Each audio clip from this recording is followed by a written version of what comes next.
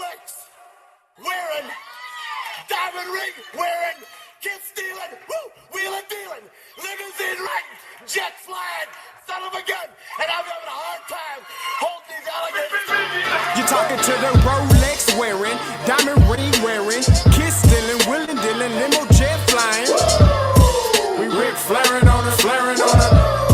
We Rick flaring on it. You talking to the Rolex wearing, diamond ring wearing, kiss stealing, wheeling dealing, limo jet flying. We Rick flaring on it, flaring on it. Jack, we Rick flaring on it, flaring on it. It's apparent these girls staring. I'm Rick flaring, gold across my chest. I'm fresh to death. I'm Paul Bearing, not at all scary. One eye open like Betty Wops and fine to these Urkels that's going in like a carry shot. Woo! I'm going in like a Mary Pop off that Mary Crop at the top flow at the Marriott. So questioning me is like questioning you. See, we the best dressed, so come and get blessed with the crew. Not one but two, different ways to slaughter your crew. Committed tat across the chest, I guess she blessed with the truth. People want to see them checks, representation of proof.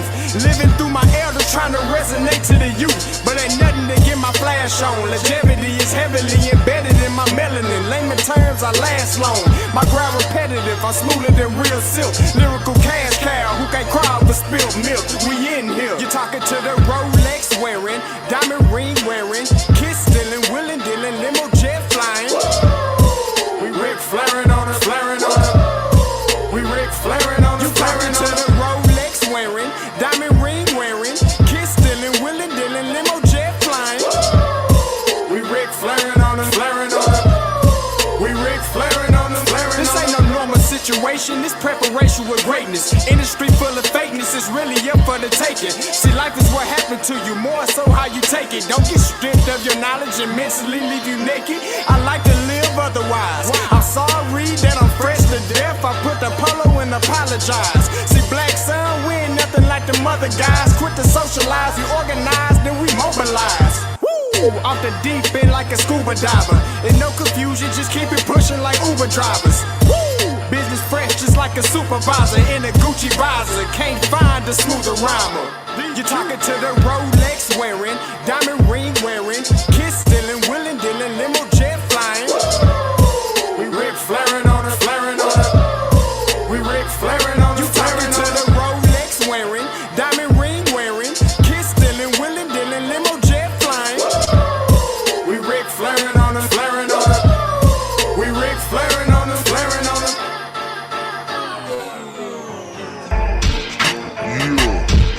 DQ, baby. Shout out that boy Nigga for that fire track. Hey, Black Sun, sun up. What's up, Vinny Vegas? What in Vegas? Yeah.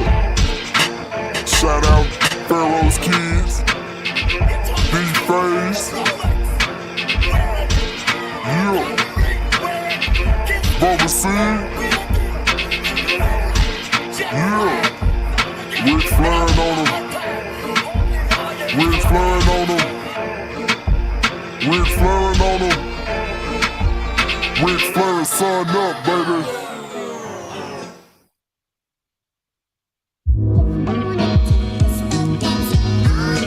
Hey, yo, Scotty, you going crazy for this one. We see what you're doing, we salute you. Hey, let's get it started. It's Backpack Capital One. What's in your wallet? Got a call from my man A. Scott. I said I got it. Love that you highlighting all of these black colleges. Try to pay me for doing this. Look, bruh, if you don't get off my line with that foolishness, voice of the swag, pull up where you at. No cap. If the Brody is speaking the soft facts. My advice, tune in to every show. Captain Petty, but we know that the sergeants are with the smoke. Speculate, just tell me what is we doing. Get into it, okay, look, I'ma say this and keep it moving. My boy Scotty, man, he offered the least. Black grad, paying college, I'm glad that he called me. Walking cause we all been taught that talk is cheap. Even primetime knows Scott for the HBCU streets.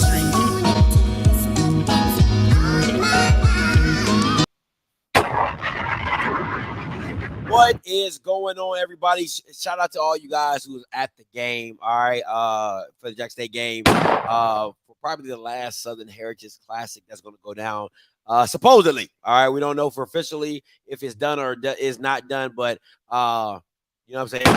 Shout out to y'all who was at the game. Shout out to everybody I met at the tailgates, man. Miss Shonda, is that her name? Miss Shonda. Shout out to Miss Shonda. I told her if they lose, I was going to shout her out, but they won, so I'm going to shout her out anyway. She was a lovely woman, had a good time. We talked to her for about a good 25, 30 minutes. Shout out to her. Shout out to the husband and wife that we met today. I don't remember their name. I do apologize. But shout out to them. They were dope. Who else I met today? And listen, shout out to the Mississippi Tailgaters. All right, the Mississippi boys. Listen, I can't express enough. Walt, Rich, and Roscoe. Shout out to them guys, man. They showed me so much love. Had a great time at the tailgate. Amazing. Food was amazing. Probably better than anything Memphis was giving out. I want to say that very clear. Better than anything Memphis was giving out. All right, but I know what you guys came for. You didn't come for all that. You came for the off-script game takeaways. All right, so listen, I'm gonna say my takeaways, and I'm gonna go. I'm gonna open it up to the call lines. All right, once again, if you try and troll, you got to pay the troll. That's just how it gets down. Let me say this. I have to give kudos to the Tennessee State defense because, listen, if I was anybody on that Tennessee State defense, the offensive coordinator, the offensive line, the quarterback, they would have all had to come see me in the locker room. I mean, Jesus Christ. The Tennessee State defense did everything they possibly could to keep this game in reach. And that's with callbacks, drop touchdowns, fumble after fumble. I mean, it's probably one of the sloppiest games Jackson State is probably going to play and has played to this point. I haven't seen them turn the ball over nowhere near that amount in one single game. So Tennessee State did an absolute phenomenal job defensively in this game. That's why the score is reflected the way it is at 16-3, which I get to keep all my money because nobody picked that score because I had all these Bamas out here 52-8, 52-7, 42-3, Scotty, negative. 16-3. That's what the final score was. The takeaways for offensively Tennessee State, I just feel like, man, at some point in time, you have to challenge the DBs, man. Like, if it's one step fades, if it's slant and goes, like, you can't be scared to put the ball in the air against Jackson State. And I don't care when nobody talks about, oh, Scotty, we got the best DBs. At the end of the day, I still have to challenge you. You still have to make plays. You still got to, just because you have them doesn't mean they're going to make the play that's necessary. So, like, the throw with 24 and Isaiah Bolden, like, he beat him. You got to make a better throw. That's a touchdown. Like, those are the plays you have to capitalize on. You have to even throw them. You got to give your guys an opportunity to make a play for you, at least throw the freaking ball. All right. So that's the opportunity. For the Jackson State, listen, man, offensively, they are what they are. I have to give kudos to Brett Bartolone for committing to the run and Wilkerson looking as good as he did, running the run plays that they ran, doing all the draws, the off tackles, really, that second quarter, close to the end of the half, committing to the run the way they did was absolutely amazing. If I'm a Jackson State fan, I like to see my team win in multiple ways, right? And win in different ways. Well, you could just say, well, Scotty, we know we're not just an air raid style team. We can actually run the ball and run it effectively against a great defense. Understandably, we know what Tennessee State came in to do. They came in to say, hey, we're not going to let Shedeur beat us, which he didn't. He made the plays that needed to be made, but he wasn't the reason that you lost. The reason I like seeing what Jackson State did offensively when it came to running the ball, because a balanced Jackson State team is a dangerous Jackson State team. When you're a balanced team, and most teams want to be this way, where you can run the ball 20 times and throw it 30 times, or you can throw it 30 times and run it 30 times. That's the type of offense you want to be, because at any given time, you can go either way. You can go pass, you go run, All right, you can go pass, you can go run. However you want it, we can give it to you. And to win a game like this, it was messy. It wasn't the prettiest. It was turnover prone, fourth down, turnover on downs, goal line stands. Everything you wanted in a hard slugfest type of game, you got, and you still came out on top, and you still left points on the field. So if I'm a Jack State fan, I'm super optimistic going forward because that'll probably be the toughest defense we'll play. We left points on the field. We still won the game, and ran the ball successfully. So you're just checking off boxes like, hey, if we put this thing together, it could be another FAMU type of game. You know what I'm saying? We could have multiple FAMU types of games if we put it together the way we did. But we also know we can win it ugly, nasty, not the best, and things like that. So got to give kudos to that. Last but not least, coaching, right? I think that the biggest impact on both sides of the teams is coaching. Well, the offensive coordinator for Tennessee State, I don't think he did enough to challenge Jackson State. And I get so sick and tired of offensive coordinators just lining up right in front of Jackson State. I'm going to run what I'm going to run and blah, blah, blah. I can't stand that. I don't agree with those ways and that premise when you go against Jackson State. I think the more movement, the better. The more motion, the better. The more the difference of formations, the better. Like just show a different look so you can kind of see what it all looks like. But Mike Zimmer and Brett Bartolone are probably the two biggest impacts on this team. I don't give a damn what anybody talks about Dennis Thurman. Dennis Thurman has very little to do with this defense. Listen, a tiger rarely changes his stripes. And if you're an offensive coordinator or a defensive coordinator, if you've ever coached football, you have a style of play that you like to do. This has very little Thurman on it. Now, the blitzing, Zimmer and Thurman, they love the blitz. But the style of blitzing, this has Mike Zimmer written all over it. And if you don't believe me, go watch some YouTube on the Vikings and their old defensive schemes of how he would show blitz on one side, blitz overload blitzes. Like, go watch some of his old games, his old tapes. You will see Mike Zimmer has his fingers all up and through this defense, which makes it that much more difficult, that much more creative, that much more fierce. The front, listen, they're fast. They get up the field. I think the difference between this front and last year's front is this year's front is more, this is more of a team-based defense. I like this. Like, last year was James and Antoine. Last year was the front line and everybody else getting where they fit in, right? This year it's a total team effort. It's a total team effort. Yes, your front end, your back end is great, but this is a total team effort. It's not, you can't just key in on one guy. You know what I'm saying? You have to take the team in a totality of just saying, hey, like last year I would tell people, listen, if you didn't want to block James Houston, you didn't want to win. This year it's just like block. Just block somebody, block anybody. You know what I'm saying? Just be effective. I don't think individually anybody's special except Devontae Davis individually, but as a whole, as a group, you know what I'm saying? They're like the San Antonio Spurs. Like individually on the Spurs, you're like, I guess. Together as a group, they're dangerous. So I think as a group, they're a really good unit. I think that the defense is a really great unit. You add Mike Zimmer, you throw that blitzing in, you throw the scheme, the talent, and players. You got a recipe for disaster. But those are my thoughts on this game. I'm going to get to the callers. Hey, man, we going 2 hours and we done. I've been up since 9 o'clock in the morning.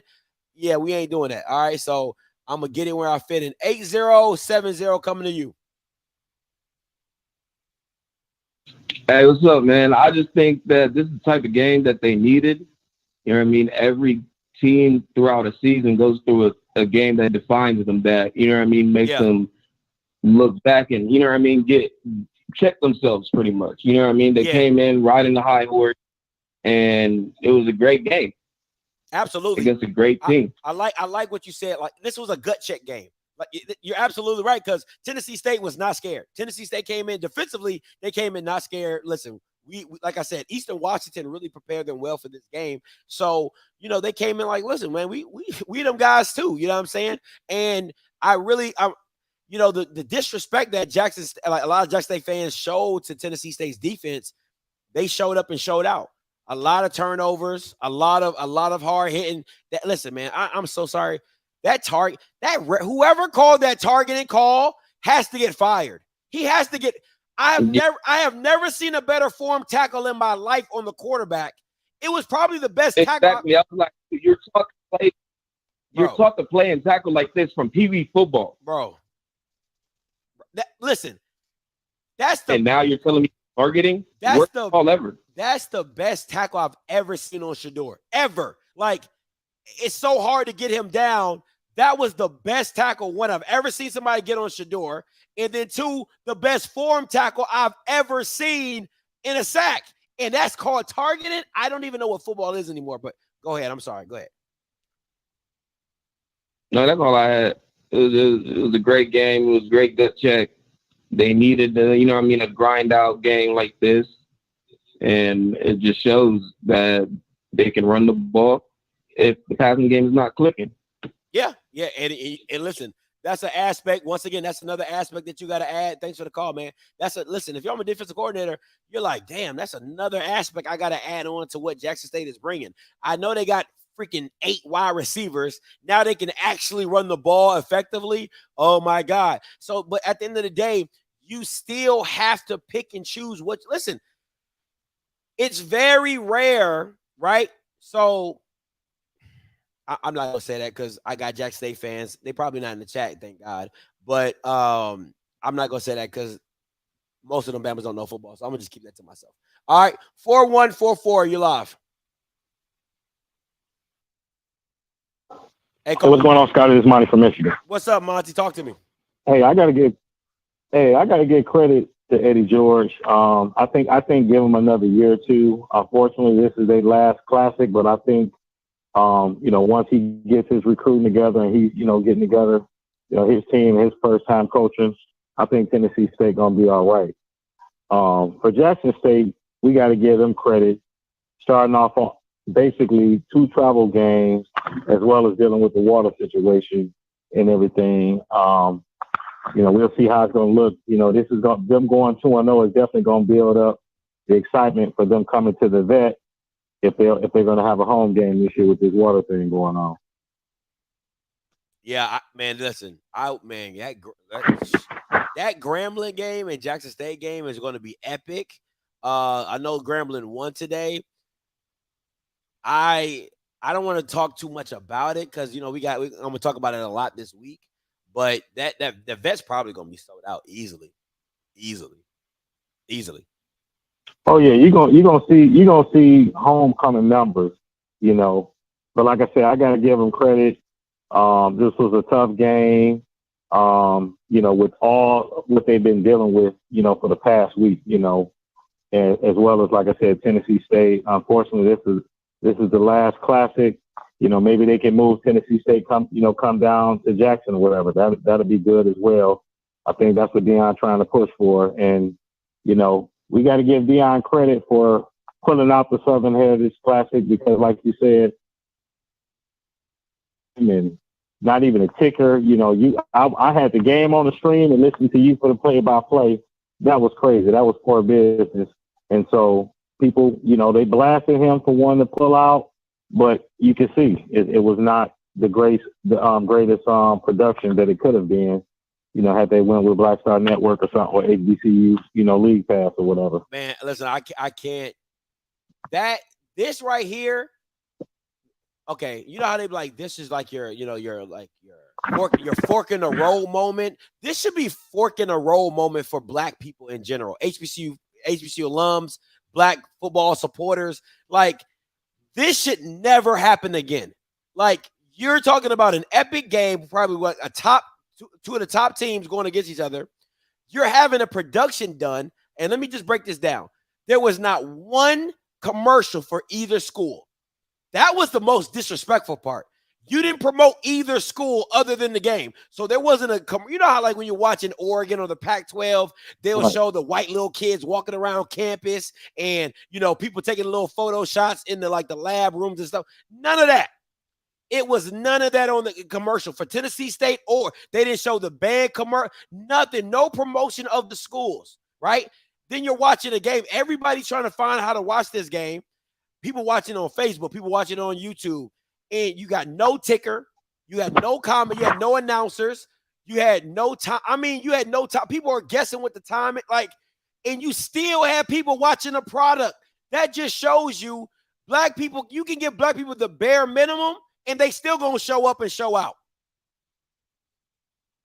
They still gonna show up. Right. They had a camera, a hotspot, and a laptop doing this damn game. Come on, man. It's ridiculous. That was like I said, you could have used. I would like to know who was the production company behind it. Because like you said, how do you have a football game? I'm not knowing what the score is. I'm having to go look online or listen to you. You know, that was just crazy right there. You had, it's a football game. For real football fans, we trying to see the stat. You know, so for the longest, I'm like, is it 3-0? Is it 6-0? I mean, it's crazy. Yeah. Good thing it was a pretty close game in the beginning. You know, that's the only thing that kept it interesting. Man, it was crazy. And thank God the game was really good. Because if the game was even worse, you'd be like, this is just, if it was just a bad game overall, you'd be like, oh my freaking God, is this what I'm wasting my life minutes about? But hey, man, appreciate the call as always. Like, at the end of the day, guys, and I'm gonna take all the callers. Like I said, we're going 2 hours, so I'm gonna be here until midnight. All right, I'm shutting it down until midnight. But you gotta want better. You gotta want better. Like, and people get you can't even be mad at the promoter because he controlled everything because you signed it over to him. And then I know I got people on here. I got over 800 people in here. They go get the likes up. Get the likes up. You got 800 people in here. 600 of y'all gonna be like, well, Scotty, it's just about the football game. Well, Scotty, I don't want to care about the contract. I don't want to care about bad. Because that's your dumb ass fault that you don't care about football, or you only care about football. You don't care about the finances of it. Oh, at least I got to watch the game. It's bigger than that. It's bigger than Nino. Okay? It's bigger than that. And once you get it through all y'all thick skulls out there in TV land watching me and hold your people accountable for signing horrible ass contracts where your school don't even get money, no promotion. They put you on TV, and that's how they treat you, and they don't pay you your worth. Come on, man. You got to be kidding me. But at least we got to watch the game. Oh, we got to watch the band at halftime. Miss me with all that. I'm coming to you, Mike. What's up, Mike? Talk to me. What's up? Scotty. What's up? I got 2 points. I got 2 quick points I want to make. The first point, good physical game. I want to give a hats off to Tennessee State. The old guys played their asses off today. I love it. Smash mouth football game. Scotty, I love the game so much. I'm sitting in my house with my shirt off with a Slim Jim in my mouth. So that was some good physical football I seen today. Oh, man. Go ahead. And shout out to Mike Lee's little boy. Brett Bartolone. Way to stick to the run and don't get away from it. Sometimes you just gotta pound it out, man. You know, it's one of them games. I'm proud of them guys. It was a good wrenching game. You know, we proved that we can win the hard way. You know what I mean? Yeah. And my second point, Scotty, why the fuck do I gotta watch the game? I don't hear no commentators. I don't know the fucking score. I don't know the time on the clock. I'm watching the game. Bored as hell. Biggest game of the year, and the broadcasting is terrible. Terrible. And it took me forever to find a link to the game. Wow. Just wow. We got to do better, man. Come on, Swag. Come on. We got to do better. We got to do better, Scotty. Absolutely. Anything else, Mike? And I feel sorry for the people who didn't get a chance to watch the game because that was a damn good game.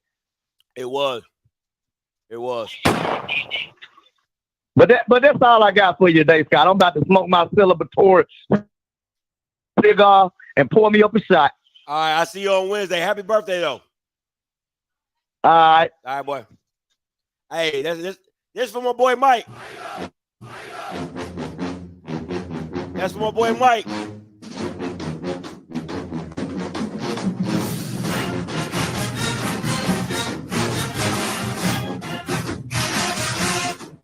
That's for you, Mike. That's all you get. That's all you get until Wednesday. That's all you get until Wednesday. That's all I'm gonna do for you. I can't play it too long. I might get copyright strike. Might get a copyright strike. Can't play it too long. It's just facts. Can't play it too long. Hey, let me go back to this. Let me go back to this clown real quick. I'm sorry, I missed him. Let me see. Yeah, no, I don't be caring. I don't care. Let me explain something to you, Hunt, D Hunt, and I don't give a damn if you remember or not. You know, you can. If I make you feel some type of way. And I'm about to make you feel some type of way. Let me explain to your dumb ass what happens, right? So when I broke down the contract, I said there's a way to do something. You just don't up and break a contract when there's no out clause. I broke down the contract. There's no out clause. That's how you get sued. You're too broke to fight the suit. Like, so listen, if you want to get out it's not getting out the contract. I have a problem with that. It was trash. It's how you get out the contract.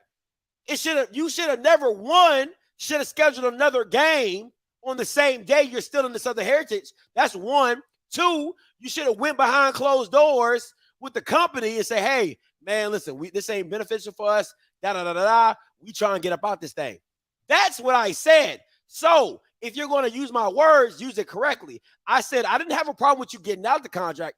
I had a problem about how you did it. There's always a way to do it. But you can always call in and we can discuss this over the phone, which you probably won't, but you can. You know the call line number. Dumbass. All right, let me go 3063. Hey, Claude, you live. What's up, Scott? It's your boy Smoke, man. Talk to me. Hey, first of all, I just want to start out by giving you applause, man. You're probably one of the hardest working men I know right now.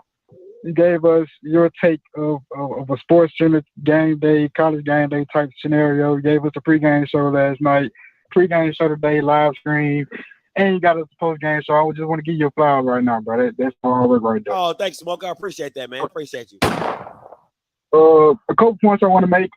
I've noticed the last two games that there's been no Tony Gray, no Malachi Wideman, no Deshaun Nugget Warren, and today also no Travis Hunter.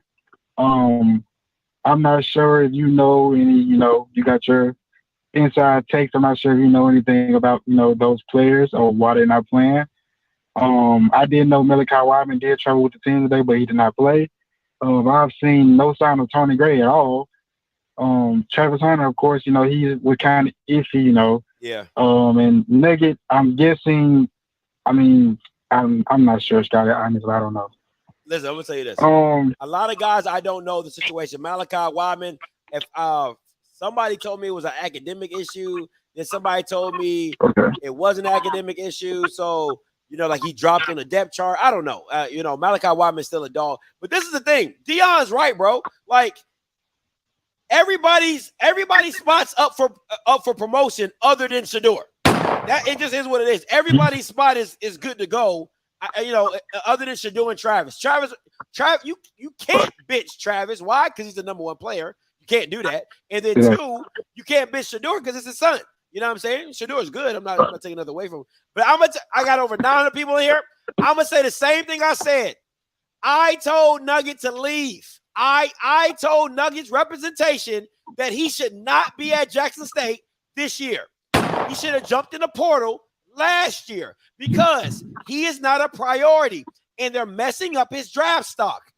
Because listen, Deion, listen, I don't care. Y'all can get mad, y'all can sulk, y'all can call him a lie, y'all can say all that mess.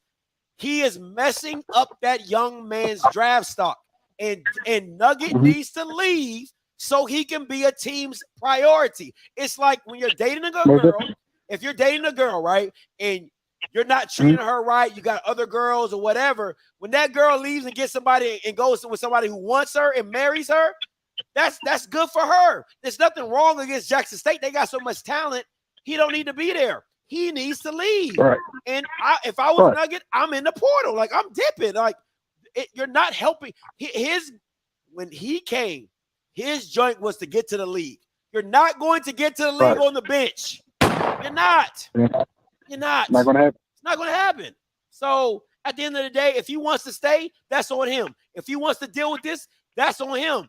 At the end of I'm tired of people asking me, Scotty, oh my God, where's Nugget? That's on him. That is on him. Period. Well, I know you got a lot of people in, so I'm gonna get my last 2 points out of the way so I can get off. Go ahead. I definitely feel like this was a gut check for us.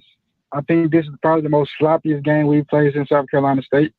This was most definitely a reality check. I'm glad it happened earlier in the season than later on in the season, you know? That's fact. So now we know what we need to work on. We know our weaknesses. Applaud to Tennessee State also. They played their asses off. Eddie George has a great team over there. I just feel like, you know, our debt, I want to say, and our defense got the best of them, but they're most definitely a great team. Last one. This was probably the most biggest game of the season for both teams.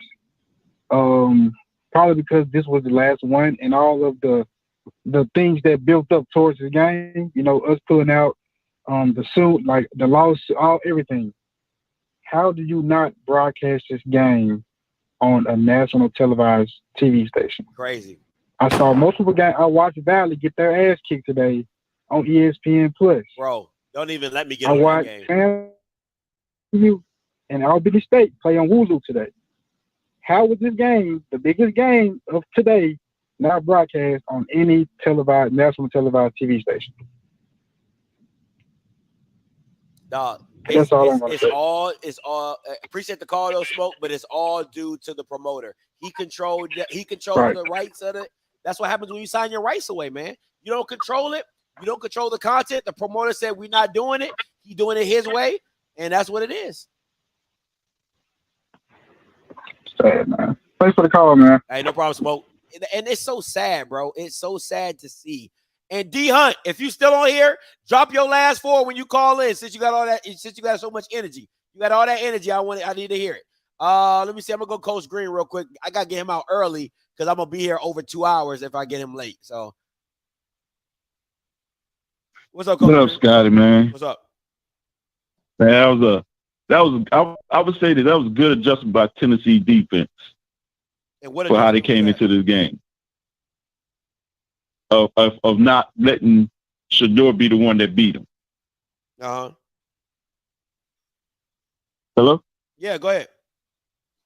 Oh, okay. Yeah, they did the right thing, you know, force them to do something else. And the defense, Tennessee defense did everything they could do. The offense just didn't help them out. Oh man. Offense just didn't help them out. Man, I'm telling you, I would be stomped. Everybody but Devon Sterling would be getting beat down if I was the defense. Yeah. Hey man, that old administration really messed that up, huh? Yeah, they really did, man. By this game not being strong. Absolutely. Huh? No, they really messed it up big Yeah. time. Really messed it big stuff. Hey, I got, you know, I know you always laugh thinking I don't have no, but I got you know they was with Valley Sports South, right? Valley what? Say that again? Valley Sports South. That's who used to broadcast it. Oh, okay. It was under them. And then 2019, you know, it got canceled. Oh, I didn't know that. Mm-hmm. Because you know, I think that I don't know what happened, but it got canceled around that time. Because that wasn't around a pandemic, right? Nah, it was 2020, right? I think Miss Shonda said it was a hurricane. She said I think the hurricane stopped it or something like that. Yeah, sure did. In 2019, yeah. So she told us that. And then 2020 COVID, and then 2021 was the first one that came back, and then you got 2022. Yeah. Yeah, because you know, Valley Sports was been showing the game for years. Yeah. And then Valley Sports went under Fox Sports Regional moniker. And now the addition of Atlanta United as a broadcast partner, Valley, that likely hurt the chance of getting broadcast. So the promoter should have just found somebody else when that happened. Because Atlanta United app is, you know, pretty much by Apple TV. So he should have just went out and found another broadcast partner, man. He could have went to, you know, UNE, UEN, anybody, somebody. Yeah, and So that was just a disservice, man. And the issue is like, the funny thing is the schools can go out and find one, but they have to split it. I think if I remember what the contract says, they split it three ways. I think they split it 3 ways, and the promoter gets like 60%, and then the other ones get the leftovers of the 3 ways. It's something like that. You know what I'm saying? So the schools can go out and find it, but they got whatever they find, they got to split it. And I think that was Dion saying, "Nah, we ain't gonna do that and help him out." That's basically what it probably came down to. Yep. That's real. Because that old AD, I guess he was just happy having them suites at the hotel line. Hey, he said as long that's as probably what it was. He said as long as I'm good, everybody's Gucci. Hey, PV would have been on your timeline again, man. They almost pulled one out. But they didn't. But they didn't, okay? They going to take that L, and then they're going to play Incarnate Word next week. They're going to take that L, all right? But nah, their defense do look like their defense is legit, though. I can't even fake on them. Their defense is legit. But yeah, they lost. And I'm a happily be on my Twitter. I'm like, where them PV fans at? Where them PV fans at? I'm going to be at all 10 of them. Because you know if they'd have won that game, they'd have won that game. They would have sure been all on your timeline. Bro, listen, bro. You ain't got to say nothing, Coach Grant. I already know, bro. I already know. But I'm a at all 10 of them. All of them. It's only 10 PV fans in the world. It's only 10 of them. All right. But you gotta give them some props. They're better than what you thought. They are. But I don't care. They still lost. That's all. Hey, that's all I got. Because I know you got a bunch of callers, bro. That's all I got right there, man. But I just wanted to give you what my source gave me, and tell you what was going on with the broadcast. Got you. Appreciate the call. Appreciate the call, Coach Green. Appreciate him for keeping it. Appreciate him for keeping that short and sweet. What's up, Mr. D? Talk to me. What's up, Scotty? What's happening? Chilling. Look, man, I just want to I'm tired of these folks in the chat room talking about Nugget. So I just want to let people know what's going on. Nugget was dealing with some personal issues, and which then caused him to be bumped down position spots. Okay.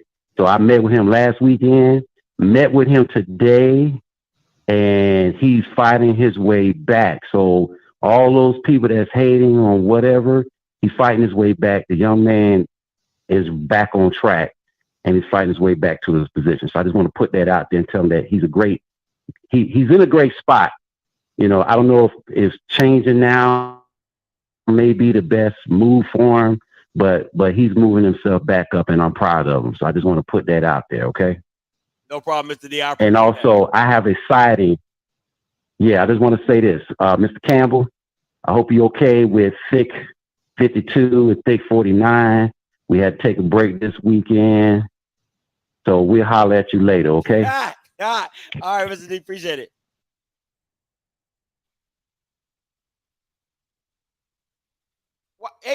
Why you calling private? Why I say private on I ain't called. You said what? I said, why I say private? What's your name? Hunt. This Hunt. Go ahead, Hunt. Say what you got to say. Hey, I ain't here for. So this is what I said pick a side for, right? You either with the artist or you with the label. That's kind of how it's going right now, right? Because it's like, yeah, the contract fucked up. Don't get it wrong. They should have signed that bullshit. But at the same time, that's the only way to get out of a contract like that. You got to make some noise. So that's what they did. So I'm trying to figure out what side of the line you on, because clearly we see they some bullshit ass promoters, right? Okay. So let me get this straight. Who do you blame for let's give it like this, right? I like that. I like the record label artist. Who do you blame, right? Kanye West, he signs with Rockaway, right? He goes, he renews it on the graduation. He goes, he does Jesus is King. Now he's going back asking for his masters. Who do you blame? Do you blame Kanye for keep signing the deal that he's in, or you blaming the record label for taking advantage of him? Because for me, I blame Jackson State because of over 30 years. You've been signing this contract for 30 years. At some point in time, you can't blame their label. You can't. Okay, you are correct about that, but you got to look at it like you can't look at it as Kanye West. He got bigger and bigger and bigger. You got to look at it as a fucking struggling artist. Don't get me wrong, I'm a Jackson State. I went to Jackson State, but before Jackson State got Dion, now Jackson State is the hottest artist in the world. So when you get new management, guess what they're gonna say? This is a bullshit contract. It's time to make some noise about the contract. You're right. They should have signed this shit in the first place. Don't get it messed up. You are 100% correct about that. But if you a struggling artist, and then you hear the lick, at what point do you make noise? You have to make noise at some point. So that's why I'm like, are you with them for making noise, or are you with the bullshit promoter for having the contract for another 3-4 years? Listen, listen, I can see both sides of it, right? It's right. Listen, I'm gonna keep it a buck with you. Is it good business by the SMC to write the contract the way they did? Absolutely. It's perfect business. I pay you $350. No, you're 100% right. Yeah. So is it bad business for JSU to sign what they signed? So this is my thing. It has nothing to do with SMC, right? Because SMC doesn't have a Southern Heritage Classic unless Jackson State shows up. So if Jackson State never comes, you have no Southern Heritage Classic with one of the most traveling teams, one of the biggest. Y'all say the leading attendance school in FCS. I'll say it like that, right? One of the top. You say one of the top fan bases. Yeah, I like that. I like that. One of the top fan bases, right? So to me, it's about knowing your own value. It has nothing to do like business out of anything. You have to understand your value. Before Dion came, you still had value. You just didn't see it. That's all it was. The SMC, hold on. The SMC saw your value. Why? He like, man, Jackson State got a fan base. They're going to bring at least 30,000 people here. I'm going to make my money. Whoop, cool. For 28 years, they've been doing that. Now you get Dion, and like my boy Rocky said, you done got the BBL, you done got the boob lift, you done got the ass all out. You know what I'm saying? But you were still cute without it. You just didn't see your value. And that's on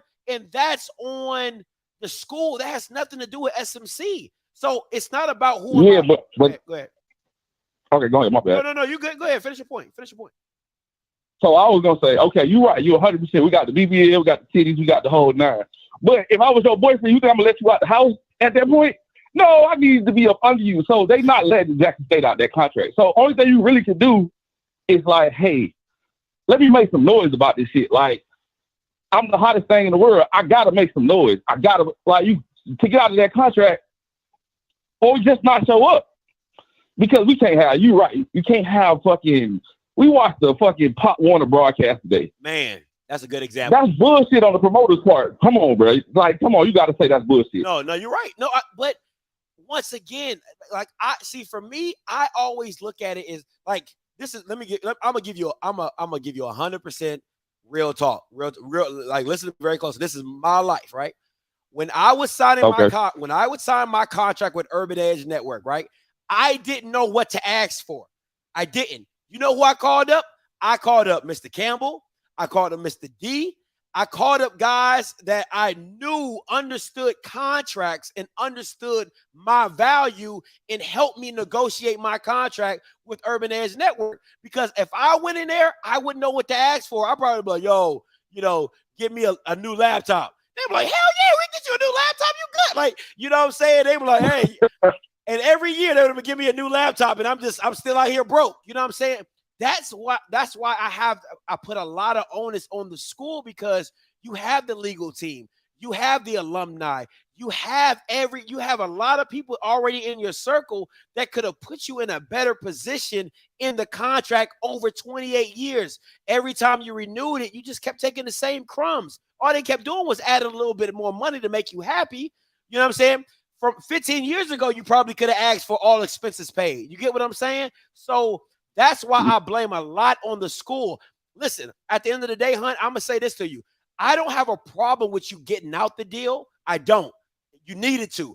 It's how you did it. And understandably, you can't get mad if the SMC came and sued you, because you are in a breach of contract based off the contract that has no out clause. It doesn't have an out clause. It didn't say, hey. So Go ahead. No, you're right. But this is what should have happened. They should have fucking just took the game and moved it to Jackson, got sued because they would have made triple of what they made today.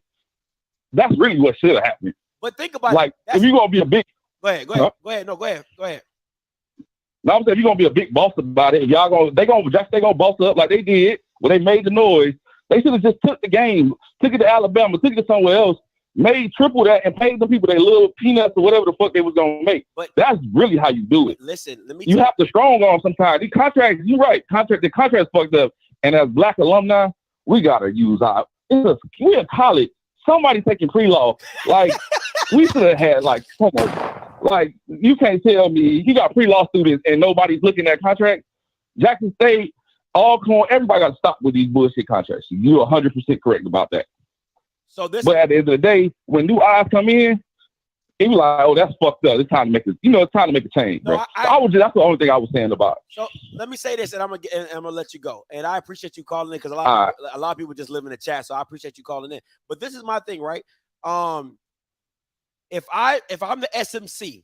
And I sue you, I'm going to sue you for my projected earnings. See, that's what people forget. If I'm used to getting if I get $1.5 million every time this game is played, I got 3 more years. That means I'm missing out on $4 million. You got to come up with at least $5 million to get out this contract because I got to recoup my losses for the next 2 years of what I would have made. That's what people fail to understand. If I'm going to sue you, I'm going to sue you for an absorbent amount just for you to settle for less. So I wouldn't be mad at the SMC if they sued you for $7 million, but we can settle out of court for $5 million. You know what I'm saying? Like, I wouldn't be mad at them because at the end of the day, you're in breach of contract. But I'll say this. I think the only reason SMC did not sue Jackson State is because maybe they paid a little money, but they didn't want to look like they were picking on an HBCU, and then that scares away other schools to do work with you. You get what I'm saying? So I think Jackson State had to pay a little something, maybe not. But I think that they didn't sue y'all because they was like, dang, we're going to scare other schools away if they want to do business with us. You get what I'm saying? So I got it. I respect it. Hey, fuck it. We won tonight, though. I'm still happy about that. And all the people in the chat with that BS, a win is a win. Call it how you want to call it. Have a good one. All right, boy. Peace. Appreciate the call. Get the likes up. Get the likes up. I'm going to take a quick commercial break while you guys get these likes up so I can stop getting these evil looks across from me from the side. All right.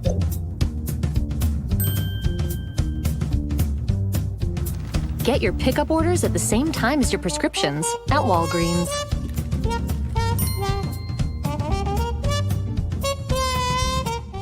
If you're searching online for high-quality premium cigars, look no further than slowburnwaco.com. Slow Burn is a black-owned, consistent, customer-centric cigar retailer with dope-ass cigars, featuring boutique brands and a wide variety of well-known brands. When you order at slowburnwaco.com, Keisha and Rocky Miller will ensure that your cigars are carefully inspected before they are packaged, making sure your order arrives on time and in the best condition. So make your next move your best move and order some sticks at slowburnwaco.com. Get your sticks. Oh, Route 66. All right, listen, you can also use the promo code Offscript TV and get 20% off your cigars. Listen, once again, Jackson State fans are having a smoke pack on Tennessee State. Congratulations. All right, that's enough. All right. Congratulations. All right. Woo. Jesus, these call lines got filled up quick. Let's go with 4224 coming to you. Hey, caller, you loud. Talk to me. Hey, I was just wondering. My name is I'm Sober Life calling from Dallas, Texas. I was just wondering what you think about Shedeur not running the ball. Shedeur not running the ball? Yeah, I mean, I saw a lot of times where he could have ran the ball and got the first down, or he could. I think in one instance he could have got the touchdown if he would have ran the ball. Yeah, he told to throw it. Okay, I appreciate the question. To answer your question, listen, man, Shedeur does what Shedeur does. Like, he's mobile enough to get first downs. He's mobile enough to run. I've seen him running for touchdowns. So that's a moot point. That's neither here nor there. Shedeur does what needs to be do. Shedeur does what needs to be done to move the chains. If he needs to run, he's gonna run. If he feels he can throw it, he's gonna throw it. Like, I don't need Shedeur to look like freaking Andrew Buddy. I don't need that. Okay, I don't need that. That has no relevancy of what I'm looking for. All right. Rocky coming to you, then 9993 coming to you. What's up, Rock? Hey, what's up, my brother? What's goody? Hey, man. Hey, go back to the BBL comment, but here's what Jackson State did, right? They went and got the BBL, the breast job, or whatever, and rather than going and to counseling, telling they husband that they want to do better, that they got to do better, and then going to get divorced, they went straight out the operating table and went to the goddamn divorce court. You know what I mean?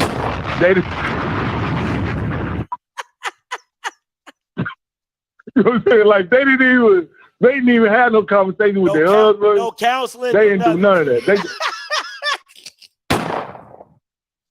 They just went straight from Dr. Miami and went to the divorce court. Because they looked in the mirror and saw something different, and they were like, hey, we upgrade, goddamn. And so that's what they did. And in that situation, the chick is the person filing for divorce is gonna lose because it's gonna feel that you took advantage of your partner. You know what I mean? Like, that's what it looks like. It looks like you took advantage of your partner.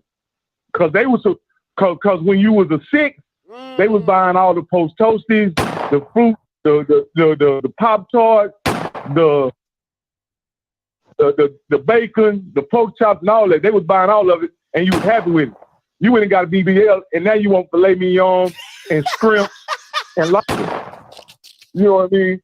And he ain't got that kind of, accent. But now you want to get rid of him, and so it looks like you took advantage of your partner. Now, I completely agree with you. You said it best.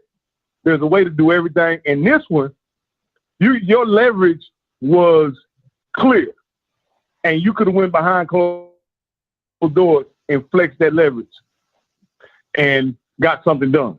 You know what I mean? Yeah. You could have even went as far as got another school that would play in that game for you, so you could go do other things. That's fair. But you just go ahead. No, I said that's fair. No, I said that you're fair. You're right. Yeah. So whatever. But I wanted to talk a little bit about the game too, man. I thought today it was another situation where Shedeur got either bored or he got impatient with trying to hit a lick every play. You know what I mean? And there were two occasions in the red zone that I saw that he could have checked down and took the running back, but he passed the ball in the end zone to a cover receiver. You know what I mean? Now, of course, I'm watching that stream, so I don't really know down the distance and all that kind of stuff as much as I. So I don't know the complete situation, but I know the guy leaking out number 8, leaking out in the flat was wide open a couple times. He threw it to hooks in the end zone, and then another time he threw it to the back of the end zone to, I want to say, the tight end, and he had a check down where he could, the guy could possibly run in the end zone or at least get inside the 5. So, and that's what, and to me, that's what he did a lot last year, especially against Southern, right? He refused to take those underneath routes. Not in the quick game. He does a great job, and maybe you can explain this to me. Why is it easy to take those underneath routes in the quick game, and he doesn't want to take them in the drop back game? Well, one, in the quick game, you don't take a lot of steps, so you're real close to the line of scrimmage, right? So, in the quick game, it's catch and throw. So you're, in the drop back game, he might take a 3-step drop. So that gives you about 7 yards of space. So you got more time, based off of, the defensive rush and pressure, stuff like that. But quick game is the main reason why, quick game, like catch, throw, catch and read, however you want to go with it. or they probably have something set up really quick. So, like, you know, like they do a lot of times is they'll flare that running back out and he'll throw it. Well, the receivers are already blocking, and you know they only can go, they can't go too far, or they'll be called for offensive pass interference. So I got to get the ball out fast, so it's not an offensive PI. Those little things, screenplays and stuff like that. So, you know. But what I'm saying, when he in a drop back game, when the guy leaks out, he can look down, and you know, like Tom Brady used to do, look down. It's not clear, go straight to the running back. Shador holds the ball, and then will pass it into coverage when the guy is clearly out in the flat, wide open. And that's and again, I just think when he gets a shot to go in the end zone, he's almost forcing it in the end zone. Did you see that or not? I think Shador. This is the thing about Shador that I absolutely love. His poise. He never seems sped up. Even when he's getting rushed, even when he's getting like people like hanging off of him, he just never seems sped up. Like, you cannot speed him up. And I think that's a gift and a curse, because he always feels like he has an opportunity to make a play. You know what I'm saying? And then when you got a defense, come on now. And when you got a defense the way you have a defense, you don't really, like, you don't want to make mistakes, but you can take a lot of risks that other quarterbacks can't, because you're like, yo, my defense is like legit. It's the same way he felt last year, where he was like, yo, even if I don't get a first down, I don't really need it. I'll kick it back to y'all. We'll get good field position. I'll get the ball back and I'll take another shot. So I just think that his poise and his mental clock is his gift and his curse, because he doesn't get sped up. He doesn't rush, but at the same time, you're like, I think you're holding the ball a little too long. You know what I'm saying? So just little stuff like that. Man, it was a great game. Yeah. And I know they don't have James Houston, but I'm kind of agree with Prime now. They got 4 James Houston. And what I mean by no, I'm joking about 4 James Houston. Got you. But they have a more overall effective pass rush. They're not dependent on one guy to get there. That's fair. Because I agree with you on that. They're coming in. They're coming in waves, especially at Ellis. Ellis got to the point where he couldn't look downfield anymore. He started just completely trying to avoid the rush first before he could look downfield, and that pretty much destroyed any chance of them having an effective passing game, man. Hey, man, you did a great job today, man. I appreciate everything, Scotty. No problem, bro. I appreciate the call as always. I'm out. 993 coming to you. Hey, caller, you live. What's going on? This is Doc Lindsay from the ATL. How you doing, sir? What's up, Doc? Man, first of all, I just want to say I appreciate how you covered the game, the post game, all that, man, because without you, man, we might have been in the blind, man. That Sarah's Day game was horrible, man, and it goes to show why we need to get a better deal outside of this. First of all, my points of the game, like a lot of people already said it. Basically, in that show, our defense was dominant. Shout out to Tennessee State defense. They defense did keep them in there for a long time, even though we left 28 points, potentially more on the table, 9 red zones with no scores. It just didn't look good, but it was a gut check, because trust and believe this week they got to go in there and make some changes in practice, because they got Grambling, and not only that, Grambling probably going to look at the tape and going to believe that they have a chance to beat us. So we got to make corrections on that. Number 71 had 3 holes, man. We can't have that. He's a good dude. That's the guy that transferred from ULM. So he got to step it up on that. But I just believe that, man, we're gonna hit practice this week, man. Check down what we need to check down, get better, because we cannot come out playing against Grambling. They looking to upset us. We still got a bullseye on not just our back, we got it on the front and the sides. Except we don't have no room for no errors with that. But I wanted to run something by you about this JSU TSU matchup. Now that they're not going to have that anymore, what do you think about them coming together, putting together some type, not a grudge game, but some type of game where they still play each year, they go out and get their own sponsor, and potentially they can split $1 or $2 million apiece, and they can find a neutral field to play it on, but they have control of the whole thing. What do you think about that? I wouldn't do it on a neutral field. I would make it a home and home. I think Jackson deserves this game to be at the Vet every now and again. I think Tennessee State deserves for their game to be at their home place. So I would definitely do a home and home. If you want to keep it at neutral site, I think they should go in the lane of kind of how the Florida Classic is. And you have an event management company that sets everything up, but you guys split the proceeds, 50-50 and however you do it like that. But for me, I think this game would be a lot better home and home. I really do. I think the atmospheres would be a lot better. It's just a lot more ruckus when you got to go in somebody else's, backyard to win that game. You know what I'm saying? I just think it would that. And listen, I've driven from Jackson to Memphis. It's 2 hours. That ain't nothing. You know what I'm saying? 2 hours up, 2 hours that ain't nothing. So it shouldn't be that much of an issue. If I did get a promoter, if I ever went back to the promoter, the starting point is $500,000.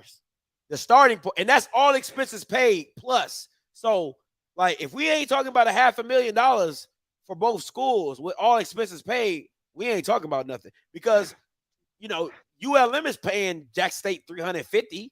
You know what I'm saying, to come up there and play or whatever. So if we're not talking about $500,000 or, we ain't talking money. But I would do a home and home. I think it would be a lot better. Bro, man, I think, just looking at what you're saying, man, that would be awesome. Every other year, they switch home fields. Yeah. But I think now, because of the momentum with Jackson State, there's nothing for them to find a sponsor that will give up $1 million or $2 million easy. And we get the right media coverage of that, man, because it's just horrible, man. It doesn't make no sense. And they got to fix that. But I think that would be a good thing to the neutral each other year, playing on each other's field. And that would be something powerful, man. So I'm looking for maybe some things to happen. But before I let you get back to your callers, I don't want to say too much about sales or whatever. Unfortunately, I got some things going on. I may not be able to go. I got the season tickets to JSU, 50-yard line, row 25, C1. I got a ticket that I may be letting go. I don't want to say nothing about it, but we can talk offline or whatever, and I can give a portions to your show if we can get rid of it. Hey, listen, you don't have to give a portion to me. I don't really get down like that, but I don't mind, setting it up. No, I don't mind setting it up so you can give the ticket away. We could do a giveaway, or maybe if somebody donates to a charity that somebody, you can have fun with it. You know what I'm saying? And you'll give them the ticket. So just text that number at the top. And we'll go from there.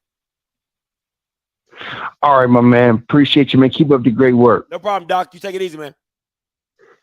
All right. Peace. Yeah, I mean, he paid good money for that. I'm not taking proceeds off that. It's his ticket. 0739 coming to you. Hey, calling you live. What's going on? What's up? This is Randy. How you doing this evening? What's up, Randy? Randy Watson. So now look, man, Randy Watson. Now, if Trump can leave NATO, Jackson State can leave the Southern Classic. Hey. Ain't going to be no ifs, ands, or buts about it. I sat here, true story. I had 2 games to watch. Offscript, 2 games. Mm-hmm. University of South Carolina versus Arkansas and Jackson State. I had my wife and my daughter in the living room ready to watch Jackson State. I said, how are we going to watch it? YouTube is supposed to be the way, right? Yeah. I cut the TV on. I see all of these freaking like off-brand people just like on their YouTube channels. Yeah. And they're like, I'm just showing you the freaking ESPN like game stats. What is this? So I go to another one and I'm telling my wife, well, let's see if we can find the real one. Yeah. An HBCU game day or something had it. And I was like, okay, this is why Dion does not want to participate in this classic. Because it is not on brand. And anything that's not currently on brand, and I know it wasn't on brand because everything that is branded for GSU right now, in the I Believe or I Believe or whatever, it's got to be on brand. I'm not doing anything that's on brand. He's going to leave the Southern Classic. This will be the last game y'all see them play. They do not care about being sued. They're going to pay whatever money needs to be paid. The contract is gone. And then the mindset is The same way that South Carolina State stopped playing the Palmetto City Classic in Columbia, which a lot of people forget. They forget that other HBCUs have left classics dead in the water, just gone. Facts. It doesn't matter about the contract. It matters about, is my school making money? And if it's not making money, it don't make sense. Period. The Southern Classic finds another team and they move along. But as for mooching off for JSU, that's a done deal. Period. I tried to watch this game, bro. I even saw a little bit of the game. It wasn't a team I saw against FAMU. I don't know what that was. I hope that they get that together because that's not the same team that went out there. I almost think they didn't take the game seriously. So why would you? Why do you want to get any of your players hurt in the Southern Classic? You have a whole rest of the season to go.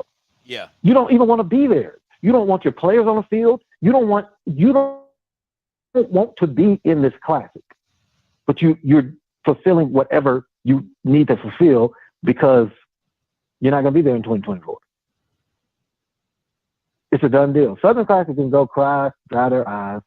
Oh, it's a done deal, man. You know what I'm saying? And I'm glad because I'm a new JSU fan. So everybody who don't know, I'm new to the bandwagon, but I'm riding hard. And yeah, we don't ever need to do that again.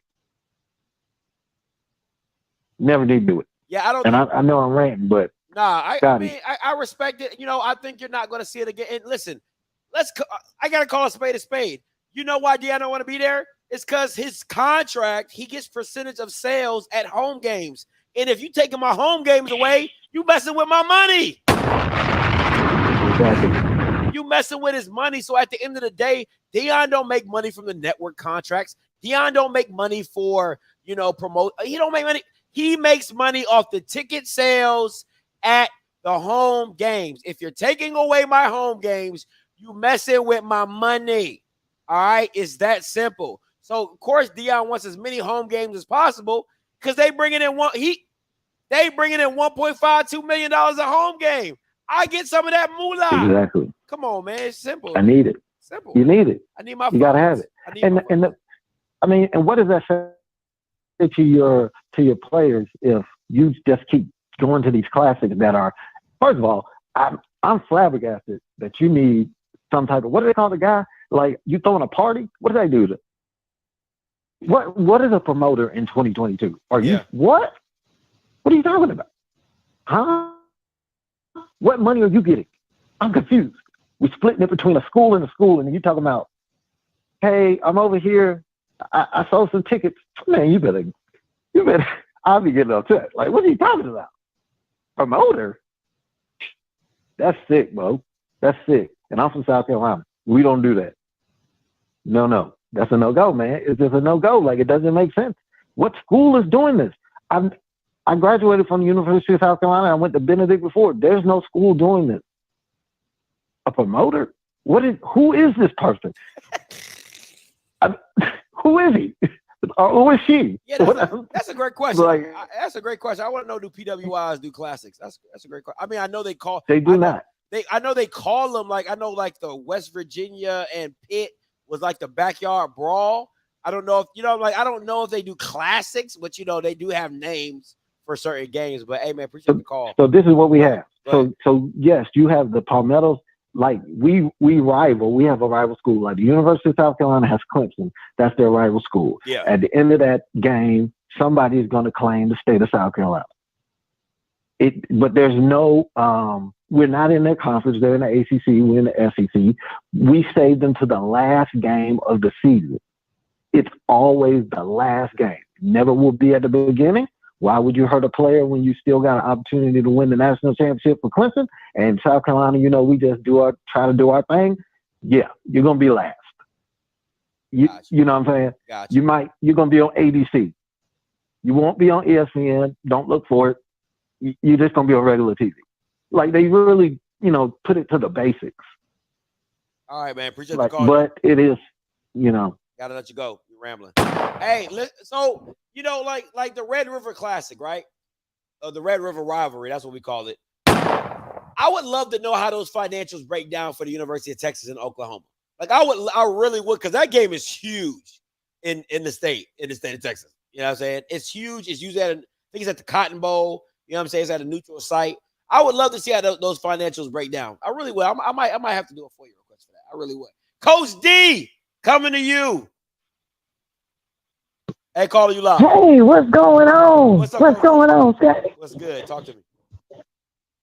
All right, so I just want to address, because one of the things I keep hearing is Jackson State didn't look like the same team when they played FAMU. I watched the Tennessee State, actually analyzed it when they played Eastern Washington.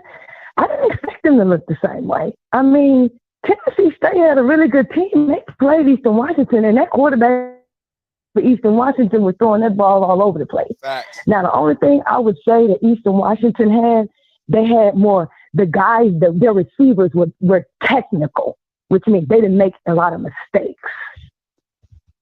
That may be the only thing. So I think when we say, like, it's like almost like because I'm a coach and I coach athletes, and to compete, you're disrespecting your competition to think that you're going to roll over them like you did the team before. That's just not happening.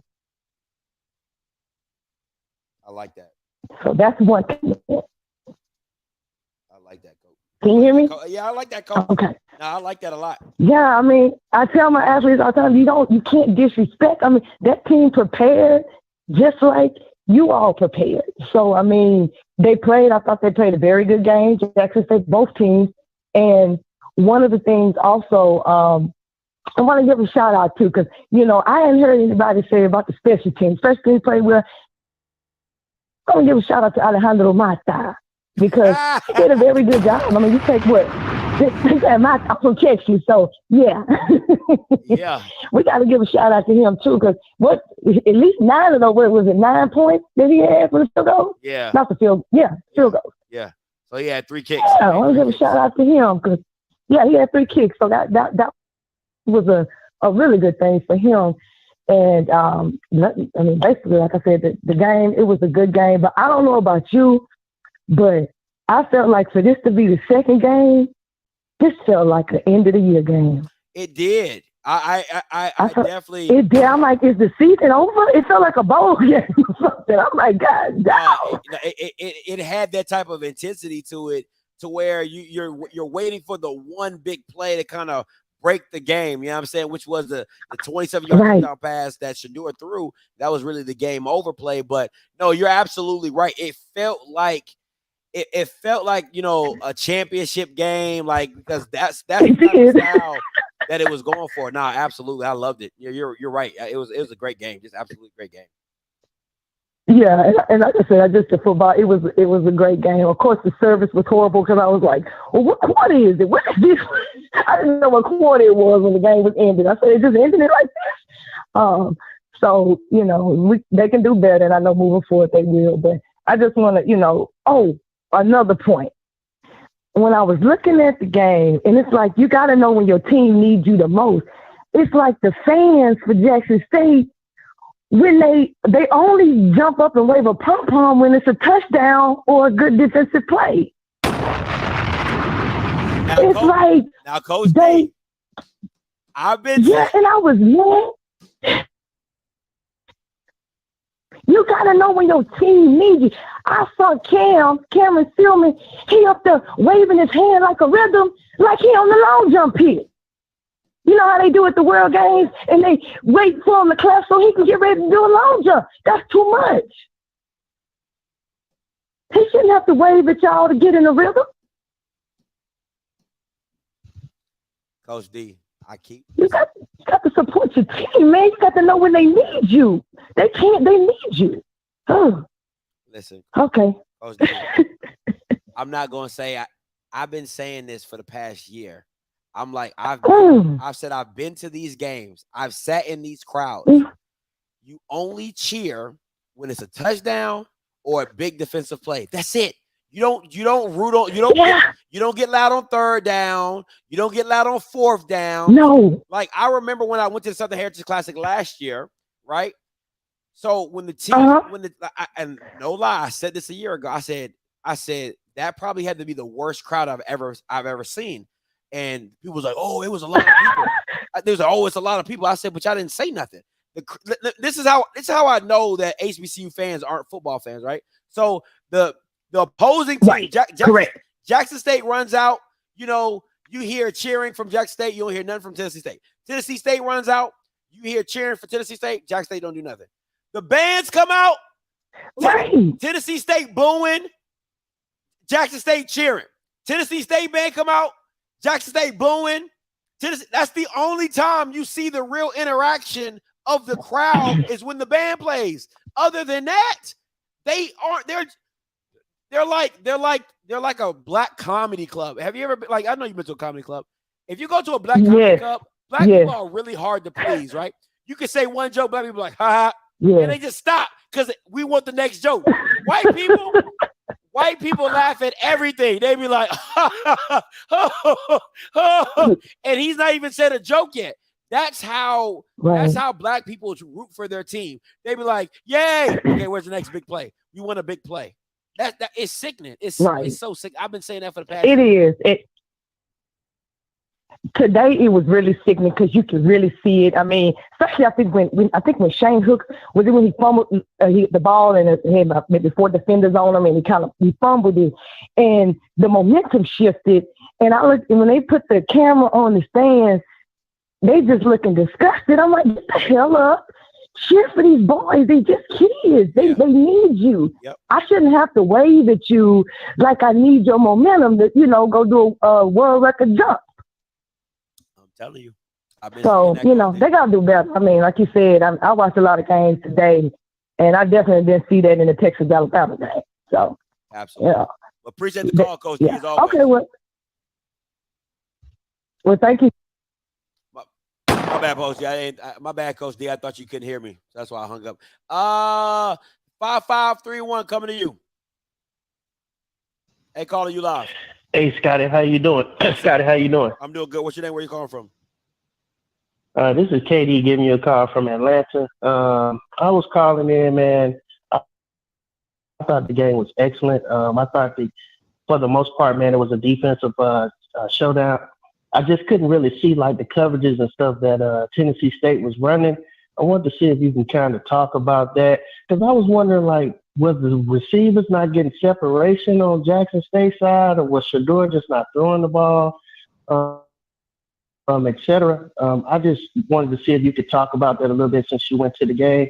And I thought, overall it was a good game. I wasn't expecting a blowout because Tennessee State, I knew they got some good players in the off season because I follow Blue and you a lot, and I see that you guys talk about them a lot. So if you could talk about that, I greatly appreciate it. Ask your question again. I'm not gonna lie to you. I was reading something while you were speaking. So what's your question? I apologize. Well, I wanted to see if you could talk a little bit about the coverage in the game, like far as like what Tennessee was playing, because it just seemed like the offense was kind of like Jackson State offense just wasn't on point. I also feel like they didn't really make no adjustments. They could have ran the ball, like just went double tight and ran the ball. But I didn't know if they was running like an umbrella defense or what, because it just seemed like Shedeur wasn't throwing the ball down the field. So if you could talk about that a little bit, greatly appreciate it. What you seen as far as what Tennessee State was running on defense? I'll say this. I have to be honest with you. The camera angle didn't allow me to see the whole back end of what they were running, so I have to watch the coach's tape. But if I was a betting man, I think the concept was we're going to keep everything in front of us. We're going to keep Shedeur in the pocket. Yeah. We're going to keep everything in front of us, and they're not going to beat us with the big play. Now, I think I don't like that concept because I don't think this team I don't think this team wants to beat you with the big play. This team wants to nickel and dime you and then beat you with the big play. So really, it's stopping for. Listen. Stopping Jackson State starts on first down. That's where it starts because they start so well. They'll get 4 yards. They'll get 5 yards. They'll get 6 yards. So now you're like 2nd and 4, 3rd and 1. You have to stop them on 1st and 2nd down, like especially first down. 2nd down, yeah, but first down you have to keep them. you know, in a manageable situation, like a long and manageable, like you want to keep them like 2nd and 7, 2nd and 8. But when you're playing off and you're allowing these like 3 or 4 yard hitches, that's where you get caught up. But you got to play the way that Tennessee State played, because if you're not getting pressure on Shador, you're not affecting him with your rush. I got to add more people. I got to blitz, and you start getting into a dangerous game, because now you're one-on-one with these big guys. Now you're one-on-one with these playmakers. Now you're one-on-one with Kevin Coleman and things like that. So it's a very slippery slope. At the end of the day, Tennessee State said, listen, you're not going to beat us throwing the ball. You better run the ball. And that's what Jackson State did. They ran, and then they took their shots where possible. I mean, they had 400 yards of total offense with what? 16 points? I mean, like, Tennessee State did its job. You went up and down the field, but you ain't score. You know what I'm saying? So they did their job. Yeah. I thought Jackson State too. I thought like they went away from the run too early, man. Like the guy that they got from Delaware State or whatever, man, he was running that thing. I thought they should have just went like double tight and just ran the ball and forced Tennessee to play the receivers on the outside, man to man. But you know, again, I couldn't really see the defense, so I don't know what Tennessee was playing. But that's all I had, man. I'm enjoying your show, man. Keep doing what you're doing. Hey, no problem, man. Appreciate the call. All right. Let me see where I'm gonna go with this. 0674 coming to you. Hey, caller, you live. Scotty, what's up, bro? This is your boy Lawrence, man. What's up, Lawrence? Talk to me. Hey, man, you know, good game, you know. As everybody done said, bro, we got to do better. I think it's a situation where we got kids. If you look at any of these schools' websites, any of that kind of stuff, as far as finding out information about the athletes, all that kind of stuff, that stuff is never updated properly. If you look at the we can't even call it a broadcast that we watched tonight. That was some foolishness. But it's broadcast journalism students at all these schools. If you could have taken some interns from each school and let them run some cameras, pick 4 or 5 kids to do some commentary, to actually go to school with these kids every day, it would have been a much better situation than what we had to watch tonight. Absolutely. But absolutely. Hey, man, happy, you know, watching the game. I mean, hey, they wanted to force Jack State to run the ball. Jack State ran the ball for almost 200 yards, and throwing the ball means should do it through the ball to 12 different receivers. So, you know, good all around game. It was a good game. It wasn't no blowout. Made everybody watch the game to the end. So I don't think nobody can really complain. Now next week, it's gonna be real interesting to see what goes on next week, man. It is. And I think I'm gonna say one thing about what happens next week. Listen, I'm gonna tell you this. If Grambling doesn't score a touchdown, they need to fire Hugh Jackson. I'm sorry. Grambling got to score first to put pressure on J State. I don't care who scored first, who scores last. I don't give a damn. If they don't score a touchdown, he needs to be fired, because we brought you. You're supposed to be an offensive guy, right? NFL offense, QB whisperer, all this crap. If that's like that, now imagine if Dion, being a defensive guy, came in and Jackson State was the worst defensive team, or they couldn't stop anybody. You'd be like, that don't make no sense. Dion was a defensive guy. How does that work? I'm holding Hugh Jackson to that same standard. If they don't come in and score a touchdown, he needs to be fired. I do not care. I don't care what you do next week. You're going up against the big dog. You need to put points on the board. I don't care. Absolutely right. They might have found their starting quarterback tonight, because they actually played. He actually threw for almost 300 yards tonight. So they might have found the guy that's going to be their guy. So, you know, next week should be interesting. Who was playing quarterback? Was it Calvez or Quatarius? Quintarius Hawkins. Okay. Yeah, he had damn near 300 yards and three touchdowns today. That's what's up. All right, we'll see. I mean, and then they ran for, over damn near they ran for like 150 yards today, so threw for almost 300. So it was decent attack. So we'll see what happens next week, man. But yeah, man. I mean, Jack State got punched in their mouth. They showed they wasn't gonna fold up because they could have easily folded up because they came out there after scoring damn near 60 last week to not even break 20 this week. They could have came out there with their head between their ass and looked crazy once they got punched in the mouth. But I enjoyed to watch them fight a little bit, man. All right. It should be interesting. But I appreciate the call, Lawrence. Yes, sir. Listen, man, I don't give a damn what y'all talking about. I'm not asking them to beat Jackson. I'm not asking them to put up 21 points. I'm simply saying, if you can't score a touchdown against Jackson State when you are an offensive-minded coach, I have an issue with that. I really do. I'm so you can say, Scotty, that's unfair. Scotty, that's unrealistic. I'm asking for a freaking touchdown. I'm asking for a touchdown. I'm not asking for anything else. I'm asking for a touchdown. Miss me with that. Y'all take that shit somewhere else. Miss me with that. All right. 9817 coming to you. 9817 coming to you. Hey, calling you loud. Talk to me. Well, good afternoon. Hello. Hey, how you doing? Hello. Yes, ma'am.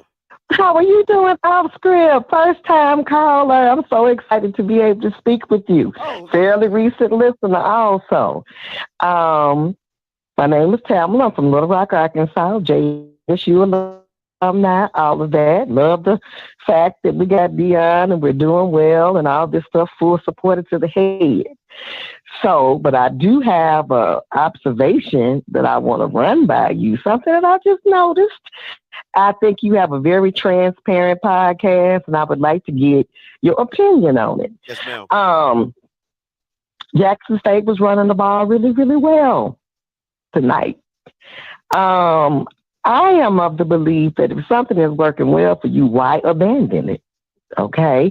I do feel like, as some other callers have stated, the run, kind of got abandoned when it was doing well.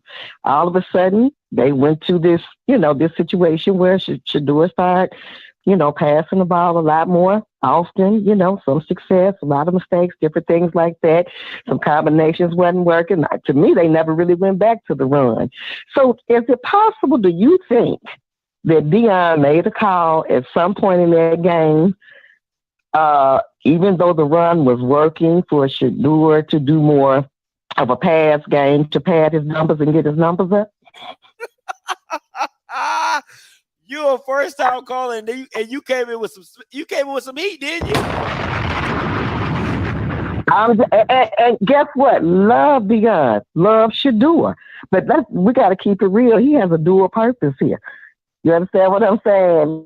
He's gonna always, look out for his son. I'm just asking. I agree with you. Like, if it ain't broke, don't fix it. But I don't think this is the time. Listen, at the end of the day, that doesn't look good for Shedeur. It never does. It never. If you run the ball 30 times or 40 times, and your running back has 200 yards, and your quarterback has 220. Well, when you're trying to make him a Heisman candidate, that doesn't look good. You know what I'm saying? Because your numbers don't look as well. I still think you don't. I think if you take the ball out of Shedeur's hand in this game, I think you dictate the pace. I think you dictate the whole game. Like, literally from the fourth quarter on, you probably could have ran the ball and won this game hands down. Like, easily. I believe that's what I know. With Wilkinson, that's what I know. The way Wilkinson was running the ball and the way J.D. Martin was running, like Quay, like, you literally probably, and you didn't even have to put them in. You could have literally just went Wilkinson for the rest of the fourth quarter, and he would have brought you home. It's just that simple. But at the end of the day, it's Shedeur's team. This is the Shedeur show. It's the Shedeur show. So it's always going to be some type of, hey, let's get Shedeur going here. You know what I'm saying? But I I agree with you. Wilkinson was having a monster game. He probably could have went for $150 easy. Easy. Right. And to be honest with you, I was actually pleasantly surprised because I didn't even think they had to run a game like that. You know what I mean? I didn't. So I was like, okay, well, this is the approach they're going to do this week. They're going to establish the run game, maybe throw some people off. Maybe, hey, because everybody's expecting for them to throw the ball. So when it was working, and then all of a sudden it just came to a screeching halt, I was like, what's really going on? You know what I mean? But that's just my 2 cents, and I just want to land my plane right there and get your opinion on it. No problem, Ms. Tamla. I thank you so much for the call. All right. Bye-bye. All right, bye-bye. That had to be like the sweetest heat question I've ever had in my life. Like, that was the sweetest heat question. Scotty, I listen to your show. Like, and then she just came with some heat. I'm like, you're sounding so sweet, but it was full of heat.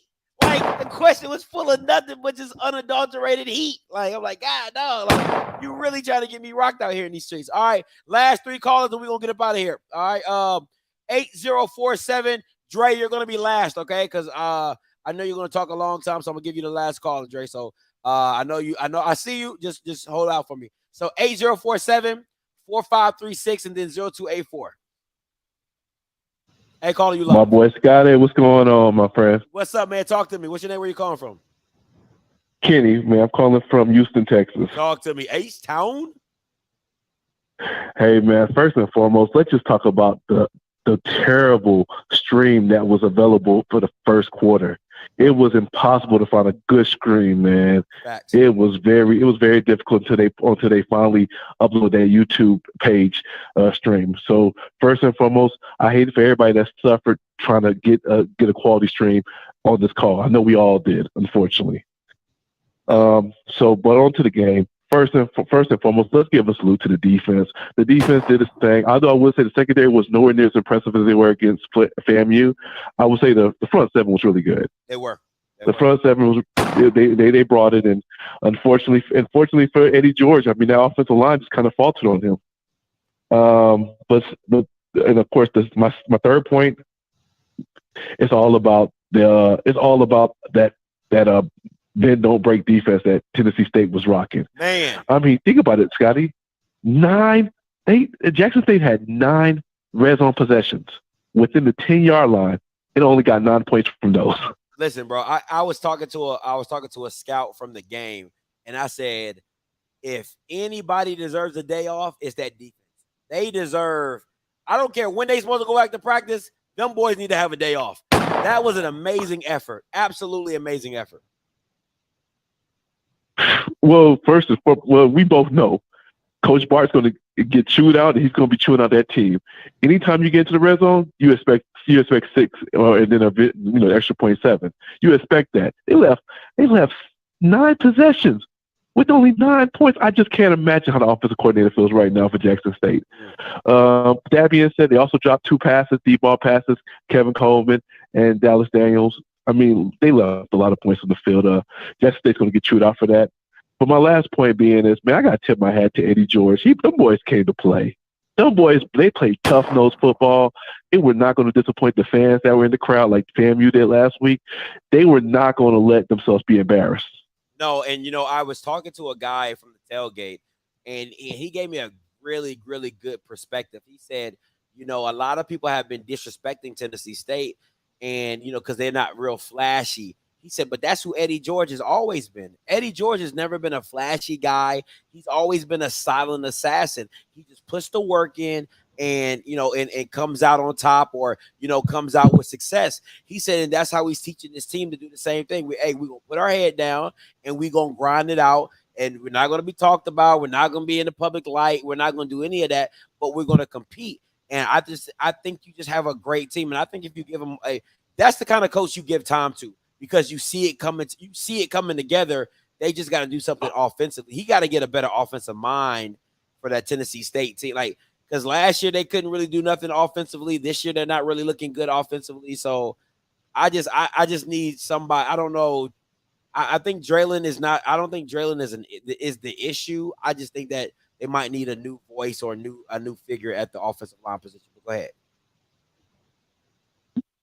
Yeah, you're right. The quarterback's fine. The running game's fine. The receivers are even fine. The offensive line, the play calling was bad. It did not help. I mean, there was a few times they started doing the short passing game to alleviate pressure from Ellis, but they went away from it so quick. It was real tough. I mean, they kind of they didn't necessarily they didn't have any type of fluidity what they were trying to do, and that was kind of frustrating. Watching the game from even a neutral standpoint. Yeah. That's fair. But yeah, first, thank you, Scotty. I greatly appreciate it. Thank you for bringing me on. No problem. Anytime. Appreciate it, man. Let me say something before I want to say something about these white schools. Texas A&M got all them 5 stars. Texas A&M got all them 5 stars and got their butt whooped by Appalachian State. Y'all think? Listen, man, if I'm Nick Saban, I'm over there laughing my ass off. You paid all that money. You paid all that money for all them 5 stars for this crazy recruiting class, and you get your butt whooped by Appalachian State. Yeah, I'm going to need you to take that L. I'm going to need you to hold that L seriously. Seriously, I need you to hold that L. Heavy. 4, 5, 3, 6 coming to you, and then Dre, your last. What's going on, brother? What's good? Are you allowed to talk to me? Hey, man, it's Mac from Jackson State, man. Talk to me, man. I'm going to make 3 points, and I'll make it real quick. Go ahead. First thing, Jackson State won the game. Facts. We won the game, 13-16. I said I'm going to make 3 good points with you, brother. Let's go ahead and make this real quick. Go ahead. First thing, Jackson State won the football game. I feel like you'll repeat. Go ahead. So, second thing is, when people talking about loyalty, Jackson State has got the biggest fan base out of probably most FBS schools. We put 35 to 50,000 people in the stand. We have the most loyal fan base out there, without a doubt. Okay. Without a doubt, a shadow of a doubt. Okay. The third thing is, let's make this final. We getting so much hate. TSU lost the game because everybody wanted TSU to whoop us. The next team, we ain't gonna be whooped. Ain't nobody hit our end zone yet this year. So don't wait for TSU to do it. Y'all do it. We waiting for the next team. Ain't nobody going our end zone this year. Holla at you. All right. Listen, I always pray for Jackson State to lose. It does my soul nothing better. Like, if I could have a direct conversation with God, I would ask that Jackson State lose in the most improbable way. Like a scoop and score for a touchdown, or God doing like the angels in the outfield and turning the football backwards and it going the opposite way. Like Shador throw it this way, and then the angels in the outfield take it back and throw it to make it a safety. Like it would do me no better to just see the biggest debacle of history. You know what I'm saying? Like I just that would really bless my whole soul. But if I I would talk to Peter. Who else? Who was Peter, Paul, Elijah? I talk to anybody who listened. The Archangel, it don't matter. Mary Magdalene, Jesus' mama, it don't matter. I would ask anybody to just say, hey man, just talk to God and make sure that they can lose in the most improbable way. Listen, it would just, I don't know, it would just it would be so funny to me. It would just be so funny to me. I'll be like, dang, that is hilarious. That's why the South Carolina State game was just so much. It was like my biggest highlight of the year. Cause I'm like, all these people was like, oh my God, you're going to demolish them. And they got their butt whooped. You know what I'm saying? So it just does me no greater joy to see that. It really does. But, anyway, listen, and my girl talks to God every day, but she doesn't use those times to help me out. That's the problem. I'll be like, come on, babe. Help a brother out. You know what I'm saying? Help a brother out. 0284, Dre, you loud. Talk to me. Hey, what's up, man? See everybody talking about. I'm glad I at least was able to fight on YouTube, but that promoter, they probably went and tried to renegotiate that promoter. Like, nah, man, I got a good thing. I ain't really negotiating nothing. So y'all can try to get out, or we're gonna see what happens. Oh man, facts. So I'm sure they tried. You know, they probably tried behind the scenes, but that promoter was like, nah, I'm paying y'all $50,000. Nah, y'all gonna take the $50,000, and I'm good. But I like what Brandon Fisher did, which is a defensive coordinator. He had a great plan and everything. I wonder, do you think anybody in the SWAC will try to implement it? Because, you know, it's a copycat league, and I don't know if they're going to have the players, and, you know, I don't know if the players will be good enough to implement it, but Implement what? the defense that Tennessee ran. Listen, first of all, I'm sorry, bro. Like, Dre, and I hope nobody takes it as disrespect, but the SWAC is not a copycat league. The SWAC is I do what I do. No, like for real, like I'm not even trying. Like I'm really not even trying to be funny. Like, Well, this. Well, football is. Let me say correct that. Football is a copycat sport. You know how that is. Yeah, like so I don't even give the SWAC that much onus to be like, ooh, that works. I'm gonna try that. I don't even give them that much. There is just a lot. They gotta be smarter than that. No, they gotta be smarter than that. Listen, bro. At the end of the day, I don't give nobody no credit because I was talking to a guy today, and he was like, Scotty, I watch your show all the time. He's like, but you got to understand. I said, what? He said, Alcorn, if you want to break it down, they weren't even that good.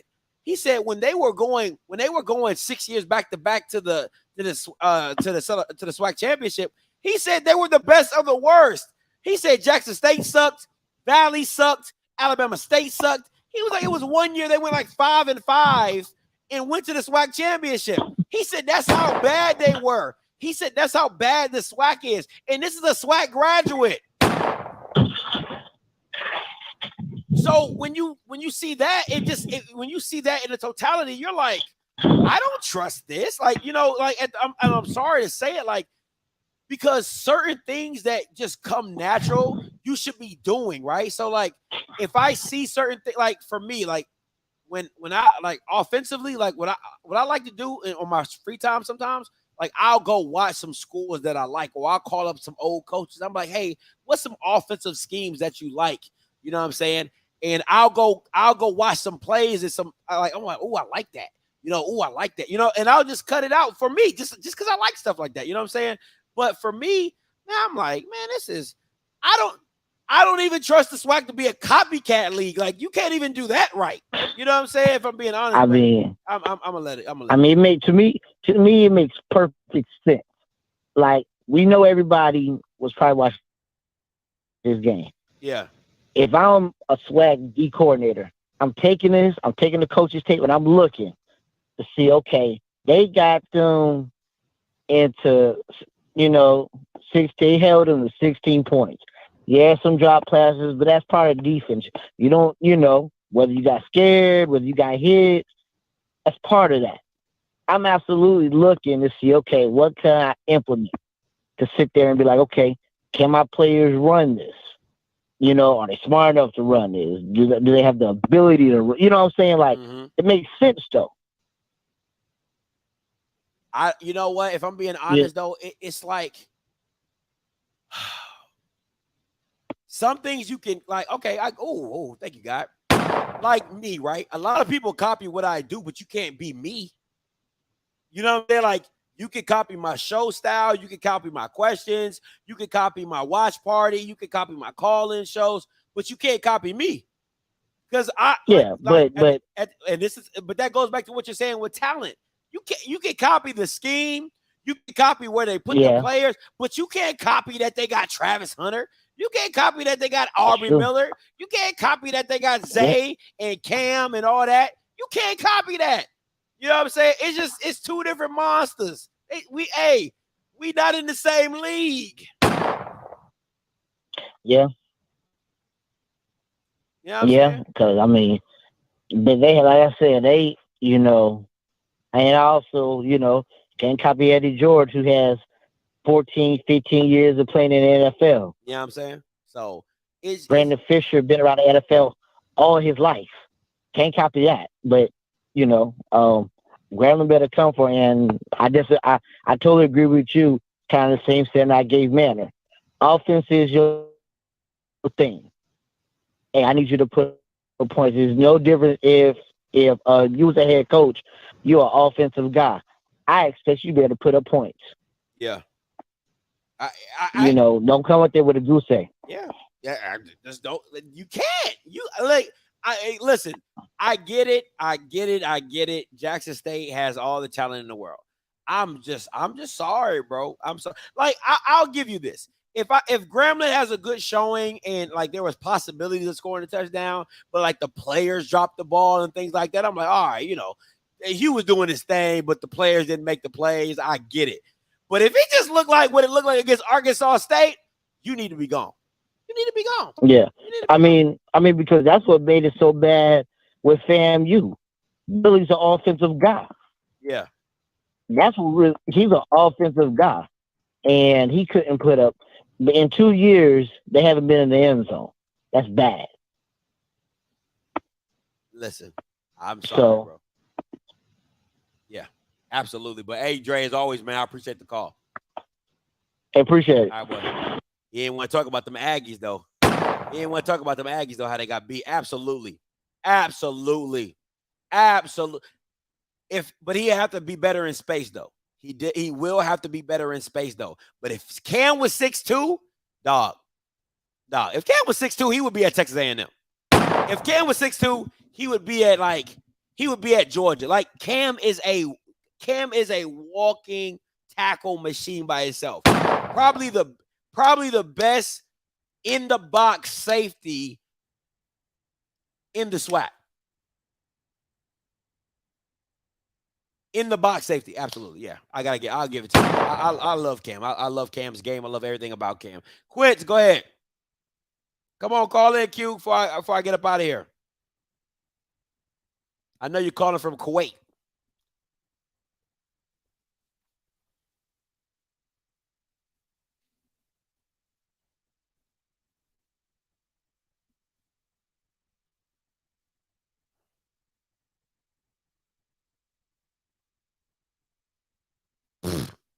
Scotty gets mad. Probably do put in some serious hours, so they gotta love football season. You already know, Miss Sykes.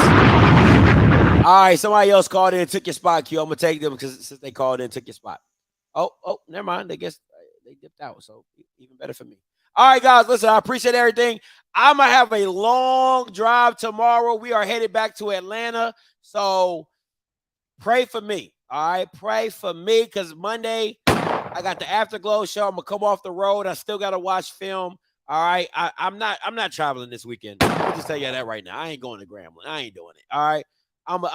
If I do travel, it's gonna be somewhere on the East Coast. So MEAC, if there's a game in the MEAC that we need to come see, I'll probably go do that before I go out into the South or whatever. But it is what it is. Yeah. So please pray for us. We're gonna be on the road traveling, driving from Memphis to Atlanta and do what we do. Get back, do the Afterglow show on Monday. I gotta watch film on all these games. My boy Quincy Casey played. My boy Andrew Buddy. All right, they all played, so I got to go back and watch everything like that. So it's going to be a long day, man. It's going to be a long day, but hey, listen, that's why I get paid the big bucks. Ain't that right, sweet cheeks? Make sure you get the likes up, all right? Until next time, you know what I'm going to do.